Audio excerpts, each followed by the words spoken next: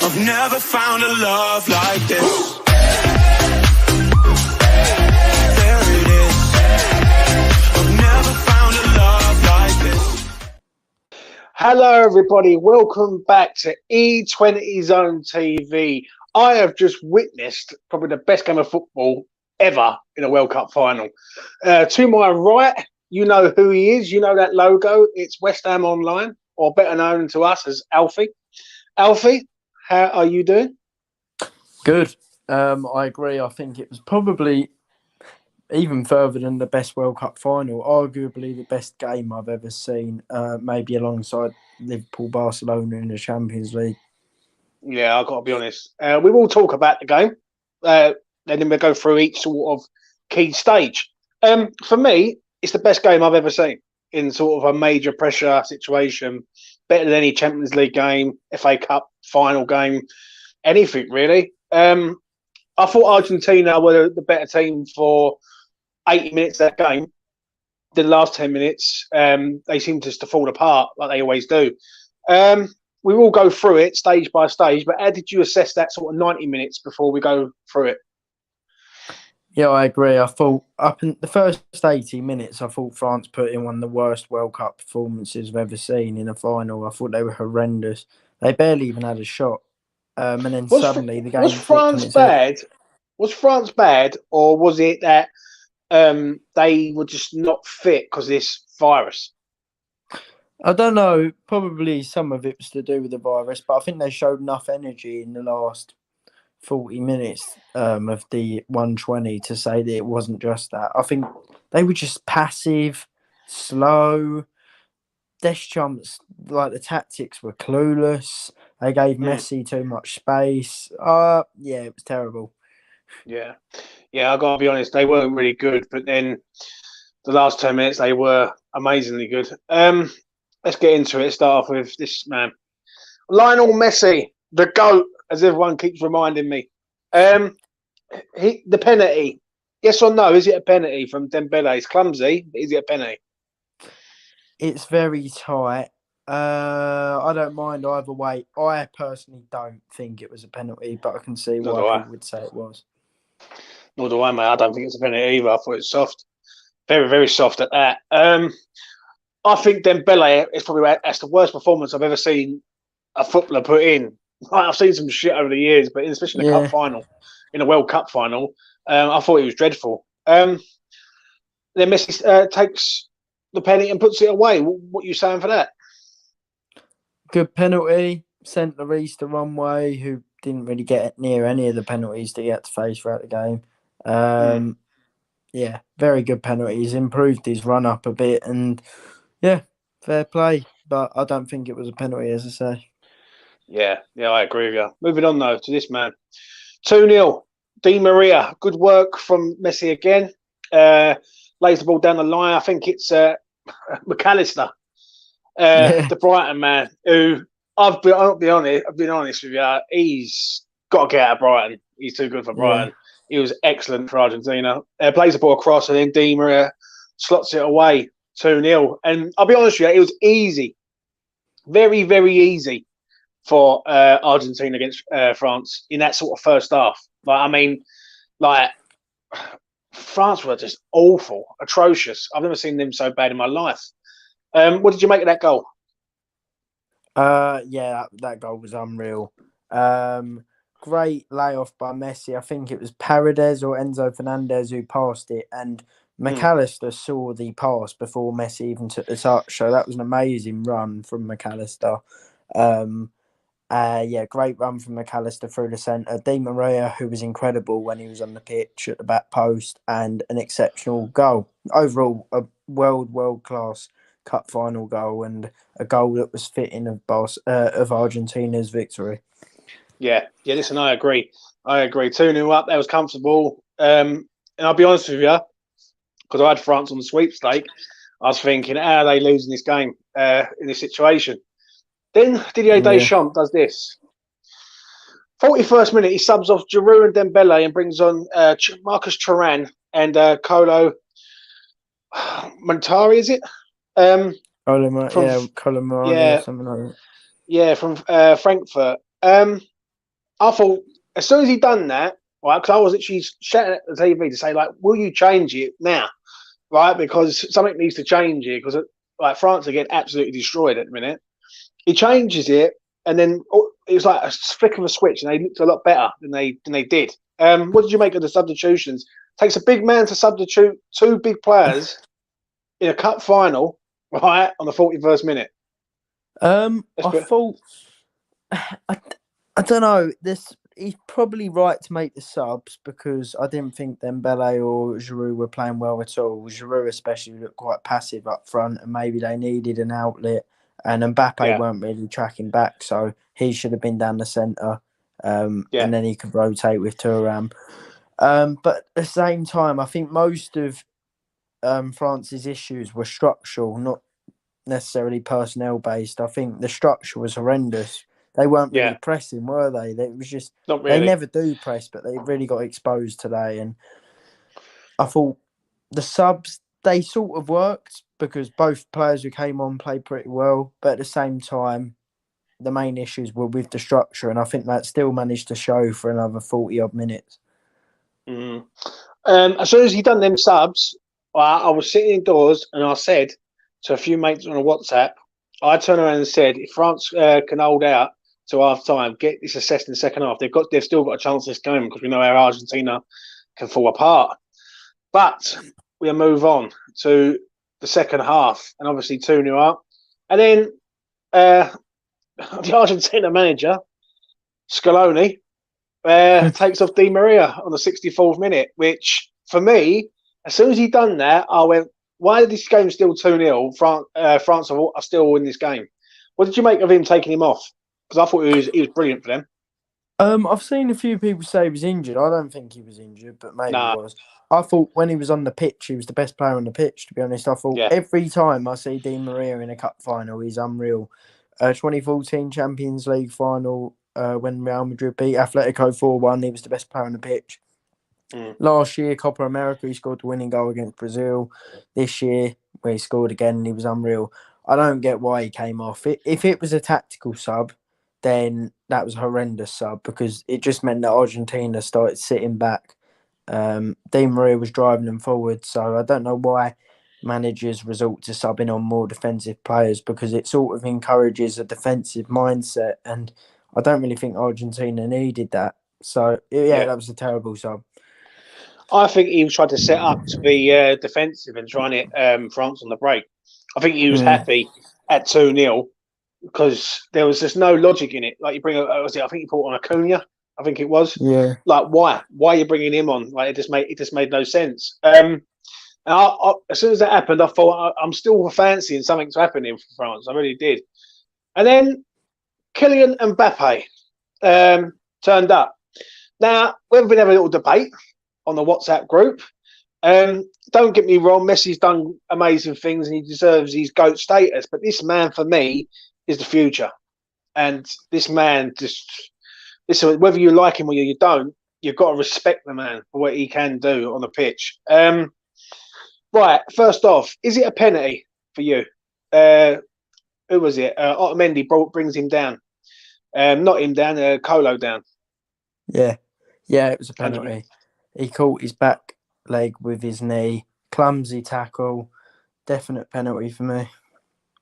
Yeah, 100% a penalty. And then he slots it away. 2-1. What was you thinking at 2-1? I called where he was going to go. And I knew Martinez would dive that way as well. But the precision was just too good. It was just too much in the corner. And at 2-1, I still was thinking Argentina were going to win because bar that chance, France didn't create anything, did they? But then 90 seconds later, it happened again, and I was just like, wow, this is football. And that is it. 2-2, 81st minute, Kylian Mbappe. What a finish. That's all I'm going to say. That is what a finish. Takes it first time, bottom corner. He's phenomenal, mate. 23 years old, this kid is. And don't get me wrong, you can say about Ronaldo, you can say about Messi, you can say about all these other players, but this man's 23 years old and he's literally pulled France up from their arse, really, because France were terrible today. Absolutely terrible. I can't really. I could probably name two players who put in a really good performance for France today, and he's one of them. And the other one would be Upamecano, I think it is. I thought it was absolutely phenomenal in defence for them. So, what was you thinking about? First of all, what do you think about the goal? That's the first question. It was a world class finish, absolutely world class. He was stretching backwards, and it's hard to get your knee over the ball and keep the ball down when you're like sort of falling over. Fornell shows that quite often because he often goes for that shot and it ends up in row Z. But Mbappe, bottom corner, I thought, wow, how have France been saved by Mbappe here? I thought they were horrendous. Absolutely horrendous. They had 2 good minutes out of 82 and suddenly they were 1-2. 2-2, sorry. I was like, I can't believe that. But that's what great players can do. As Fireball says there, the last 20 minutes in extra time was brilliant. I'll be honest with you. It was one of the best 20 minutes, half hour football I've seen for a long, long time. Before I move on to the extra time, I just want to talk about the save. Well, there's 2 bits of things I want to talk about. First of all, I want to talk about the tackle from Upamecano. From I can't remember who the Argentina player was running in. But he comes running in and he dives across it and he puts in one of the best blocks I've ever seen on a football pitch, like last ditch. And then I want to talk about Martinez's save right at the death to keep Argentina in it because France are going through one-on-one. Montario, whatever his name is, was excellent from Frankfurt. Really, really good player. And he really did help France today. He really did. What did you think about them both incidents, West Ham online? Upamecano, last ditch. Brilliant. That was great. It was needed and it was last ditch and that was exceptional. But I thought the moment from Martinez to deny Colomboani that will go under the radar, but that was one of the big moments in a World Cup final ever because that wasn't just a good save, that was exceptional. That was beyond Martinez's reach and he stuck a foot out and saved it. And if that goes in, let's face it, Argentina lose the game because this game was incredible, but they weren't going to score in 1 minute. And Are Aston Villa fans looking at what I'm saying as a stand? Is this the same game who plays at Villa Park? Honestly, I know. I can't unreal. believe that Aston Villa have a World Cup winning keeper. Yeah, not gonna lie, mate, not gonna lie. But we will move on to extra time. Before I get to his goal on the 108th minute, extra time. I was quite shocked where Argentina sort of regrouped in that extra time, because if I'm being honest, as a betting man, I'm looking at France. I'm thinking France have got all these attacking players on the pitch. The momentum's with them. They look good. They're going forward at will. Mbappe starting to sort of hunt for his hat-trick goal. And then Argentina score, literally like out of nothing, really. What did you make of their goal? Obviously, Martinez comes on as a shot. Lloris, who I thought was awful today, sort of palms it, and then Messi's there to sort of tap it in. West Ham online. Yeah. Absolutely crap performance from Lloris. Oh my God, that guy sucks. But Martinez's movement was very good. His finishing today was terrible, as usual, Martinez. Yeah. But, as you say, pot luck that it lands at Messi's feet, but that's great instincts from Messi to be there. And when Messi scored, I thought, wow, this script can't be overturned. 3-2 up, Messi with the winning goal, Mbappe with 2 goals. I mean, it was just incredible. I thought Messi had won it there, and then France got another penalty. Yeah. I've got to be honest. Good goal from Messi before I sort of move on. Right place, right time. And then Mbappe again. One of them has a shot, hits someone on the arm, and referee, fair play to the ref today. I thought the referee was okay. I thought he wasn't too bad. Yeah. He did let things go. Some things he let go too much, in my opinion, but he did let things go. I will get to that towards the end. Penalty for you, yes or no?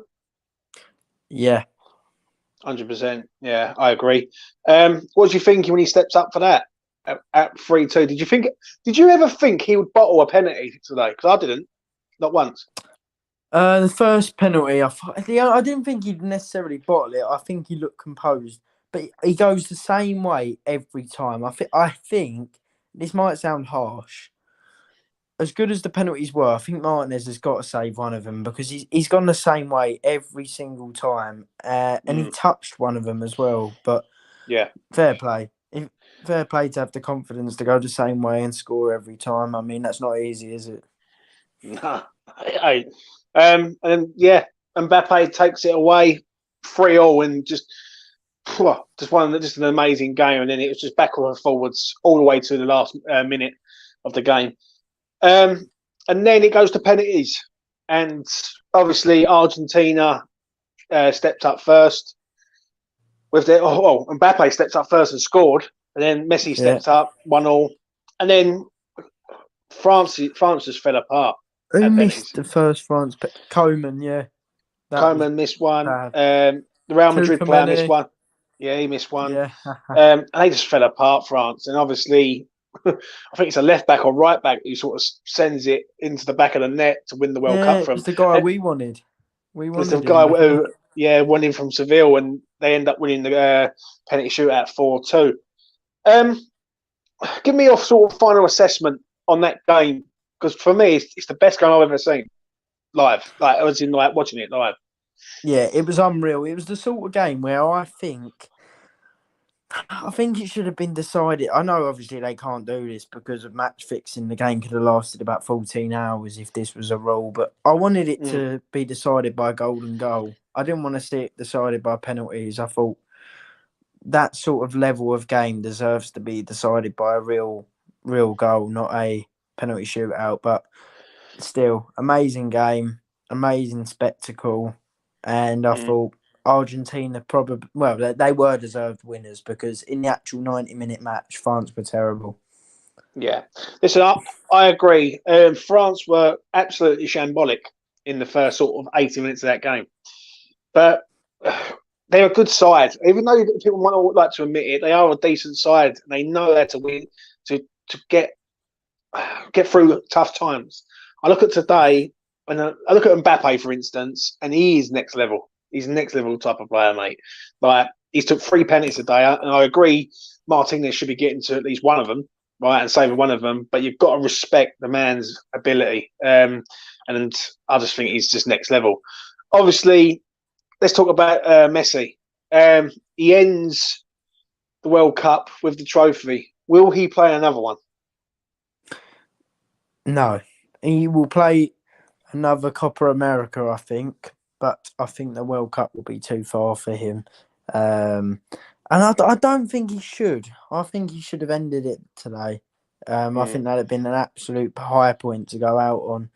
But let's face it, even if he does play another World Cup and he loses, it doesn't really matter now because he's won it. And that's all he wanted to do now in his career. He said he'd swap his 7 Ballon d'Ors for 1 World Cup.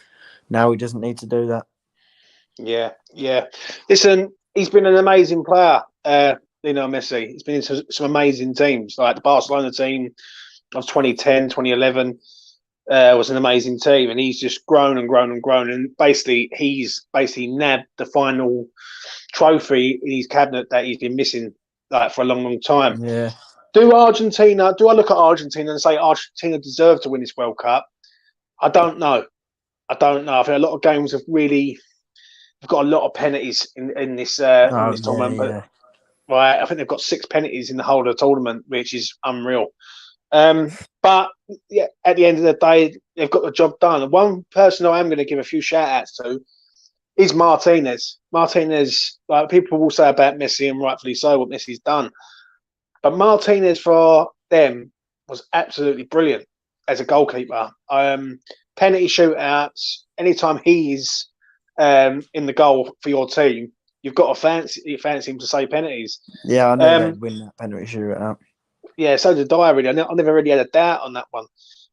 In regards to France, obviously Mbappe, I thought, like, as I say, Upamecano, what his name is, I can't even pronounce his name, but he was excellent. And yeah, it was just bittersweet for France, like today. Do you know what I mean? I'm seeing like French media and French people applauding Messi.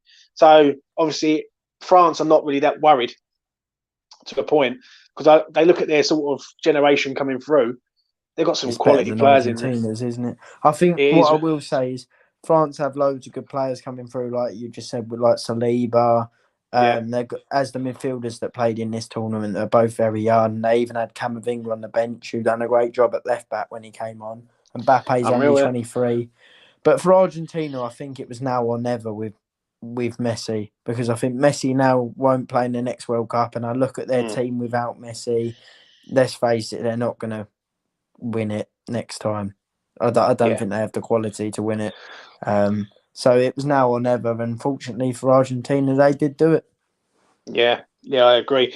Give us before we sort of wrap this up, give us your sort of high points and low points of this World Cup for you. High points. Well, the high point for me is one, Messi winning it. I wanted to see him win a World Cup, and I thought that was a great way for him to bow out. Two, Mbappe getting top scorer once again, establishing the fact that he's a sensational player and he shouldn't be debated alongside Haaland because he's certainly better than him. Three, best World Cup final I've ever watched. Four, I think the on the pitch, off the pitch, issues sort of were drowned out in the end. As bad as they are, the football was incredible, and I'm happy with what we watched. Final one, high point wise, was Morocco. Morocco's story was brilliant. First African team to reach a semi-final, and I think they should be proud of what they've done. Obviously, another high point, because the penalty went so high, but low point for England was Harry Kane's penalty, which went into orbit. That was the lowest point at the World Cup for us English fans because it was horrendous. But England have got another good generation coming through, and I think Argentina, as I mentioned, will be going sort of downwards now into a downward spiral. Whereas England are only going up, France are only going up. So I think the next World Cup will be between France, England, and Spain. If I'm going to make an early sort of call on that one, I agree. Look, with a lot of what you just said there. High points for me. Obviously, Messi winning it. Like, fair play to him. He deserves it. There's no debate now that he is the greatest of this generation. For me, Kylian Mbappe is the future. I keep saying it. Whether you like him or you don't, you've got to respect the geezer. He's 23 years old and he's been in 2 World Cup finals. That's not a fluke, in my opinion. Obviously, the Morocco story is another one. I think Croatia, I'm going to give a little shout out to Croatia, even though they cost me so much money every time I back them. Their story to get to a semi-final again is truly remarkable. When you look at that team and the country that they sort of come from, and they are only a small country, for how well drilled they are, they seem to just grind out games and grind out results. Did they deserve to get to a semi-final? Probably not in a lot of people's eyes, but you've got to respect it. Yet again, it's an amazing achievement. And Luka Modric, very, very good player. It's going to be sad to see him end, basically. Obviously, a low point, England, for me. Harry Kane's penalty.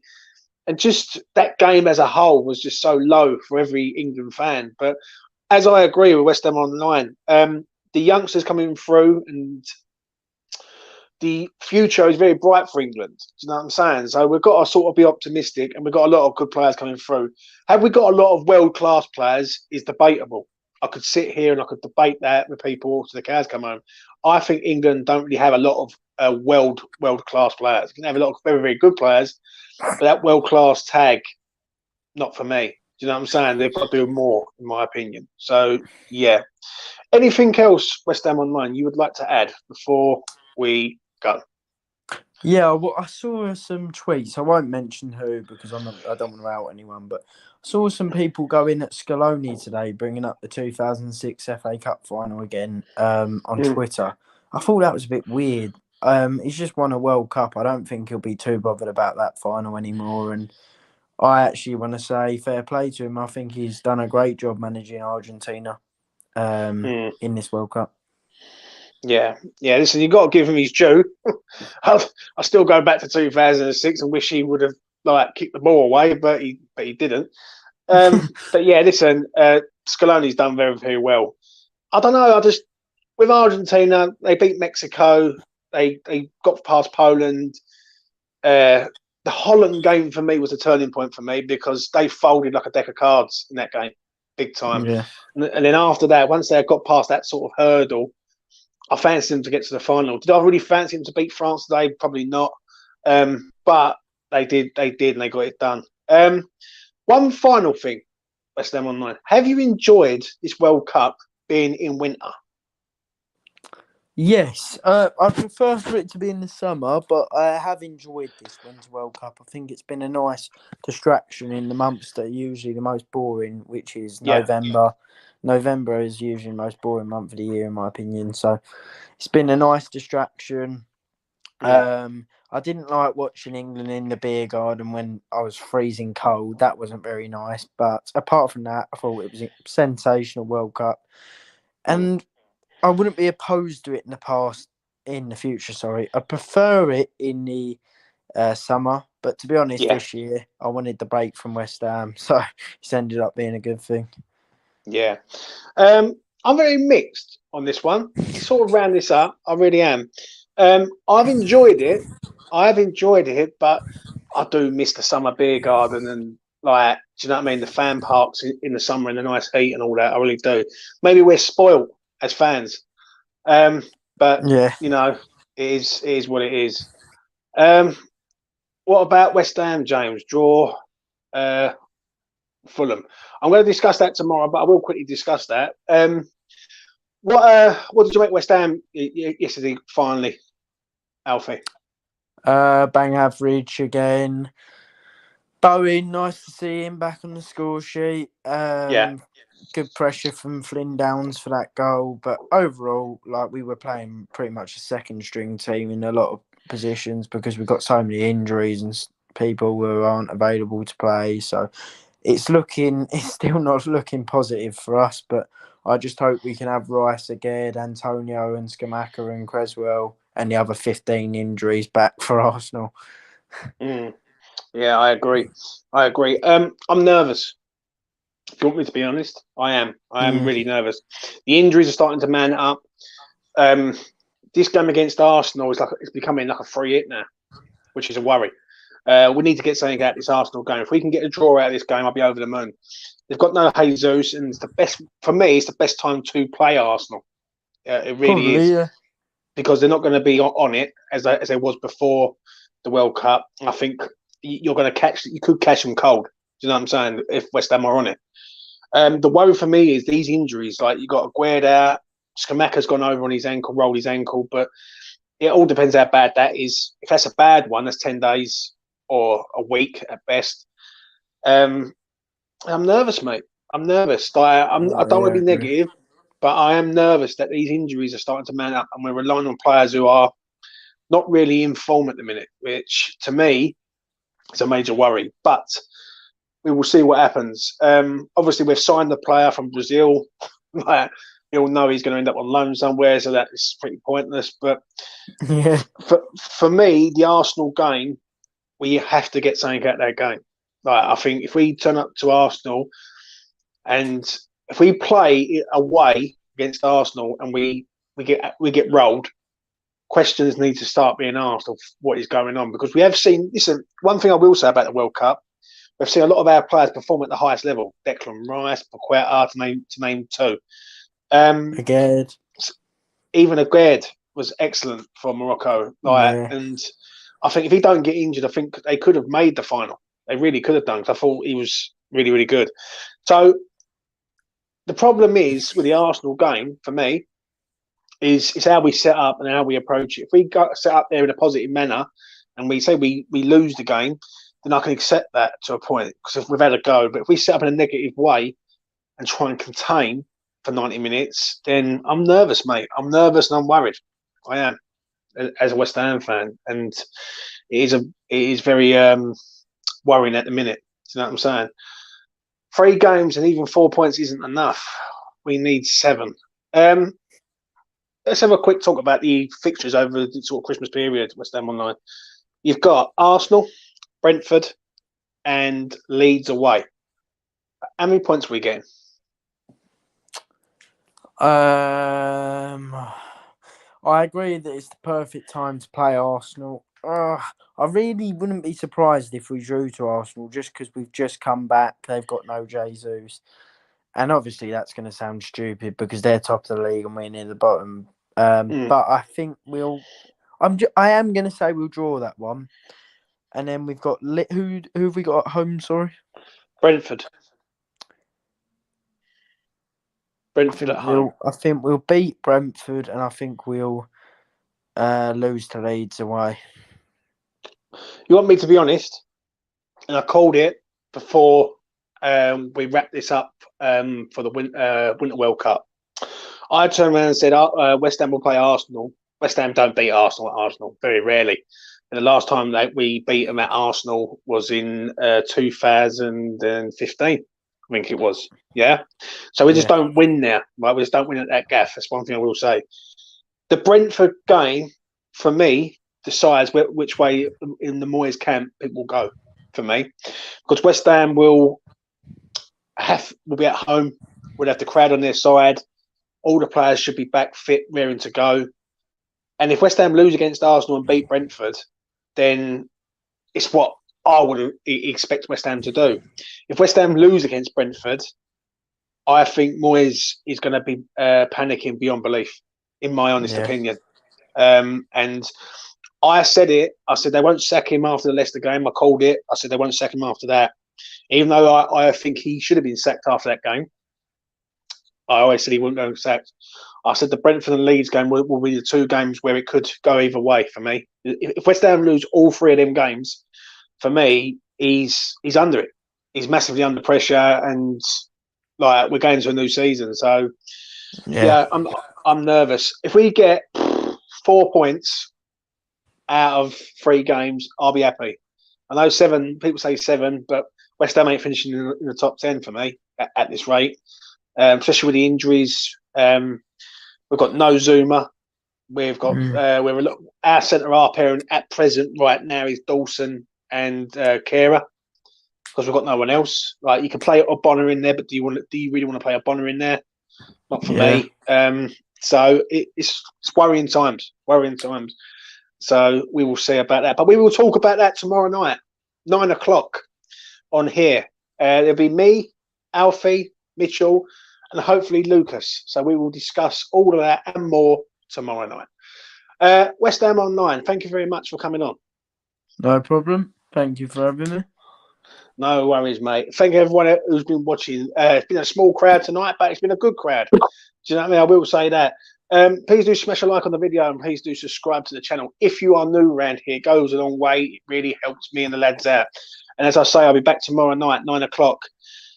Talk all things West Ham, the good, the bad, and the injured. Anyway, from me to you, have a good Sunday evening, and I'll see you again soon. Peace. There it is. I've never found a love like this.